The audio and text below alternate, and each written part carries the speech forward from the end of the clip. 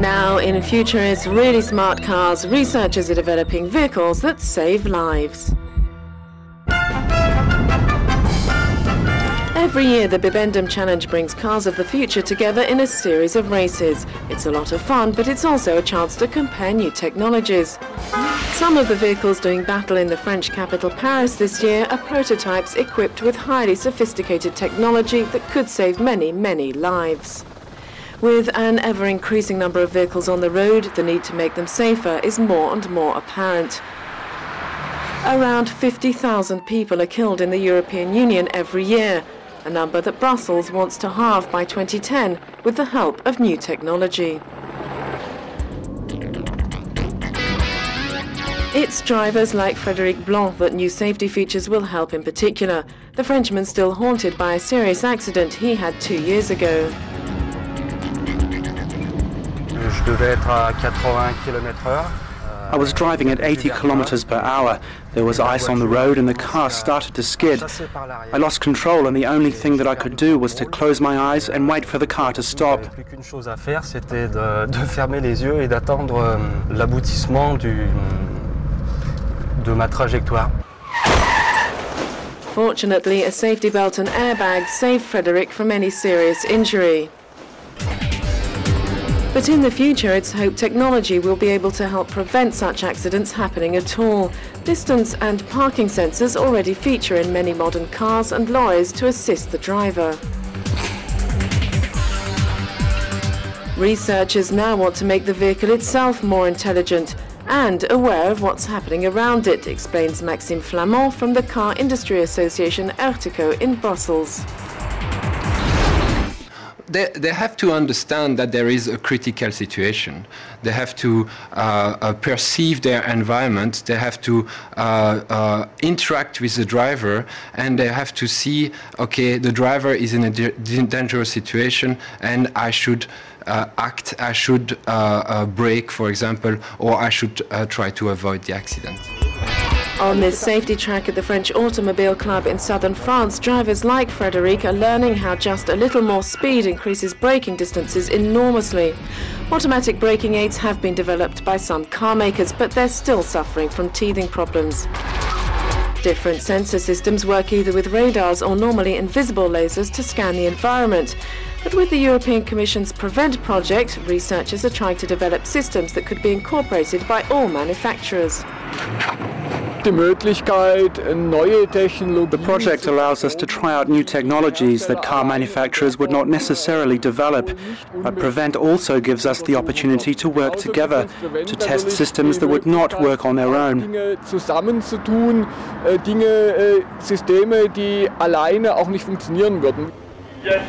Together with Flamand in Brussels, German telematics expert Matthias Schulze is coordinating a number of different projects in a Europe-wide network of developers, including the car industry and research institutes. In Athens, Angelos Amditis and his team are working on smarter software programs that could improve the performance of safety systems, like automatic braking or lane-keeping assistance. Key to all this is enabling the car to understand what's going on around it and react in the right way, like warning the driver in case of a dangerous situation.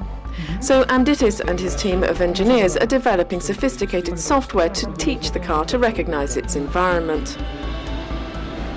They are changing their position very fast.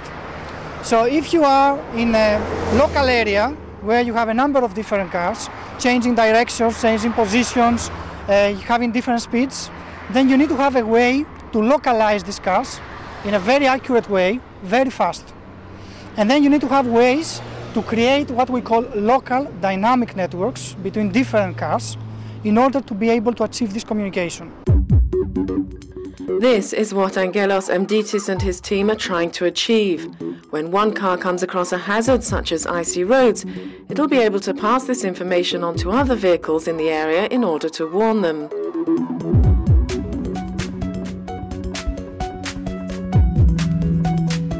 In these local dynamic networks, cars and lorries will also recognize construction sites or other obstacles and communicate them wirelessly to other cars.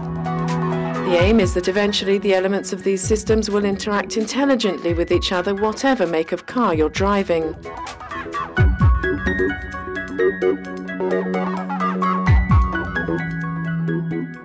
all these elements allow the creation of common solutions for the future and common platforms, which in turn allow reduction of costs and creating all this critical mass that is needed, both in developing these new solutions, but also in supporting their penetration to society. And Ditis is optimistic that his vision will become reality in the not-too-distant future. His hometown Athens has experienced a traffic revolution in the past few years with major investment. This has turned round a city that was once notorious for its smog and traffic chaos. And in the future, more intelligent systems will help to save more lives in Europe and worldwide.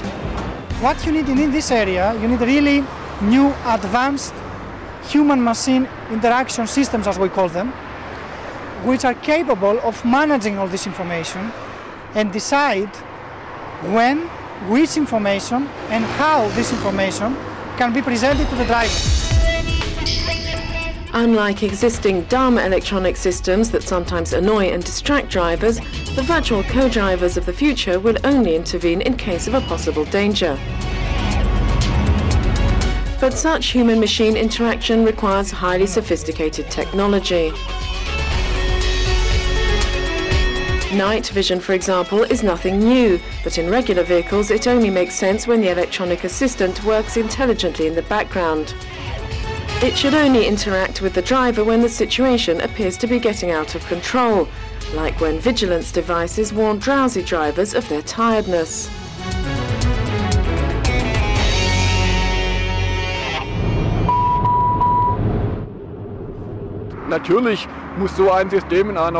The system needs to be designed in a way so the driver does not feel incapacitated. Ideally, he or she should not even be aware of it working in the background. In the meantime, Frederic will have to make do with improving his skills within the safety of the Automobile Club. What counts most is to be a good driver and to react correctly to whatever situation on every journey, not only here on the track but when driving to work or going on holiday.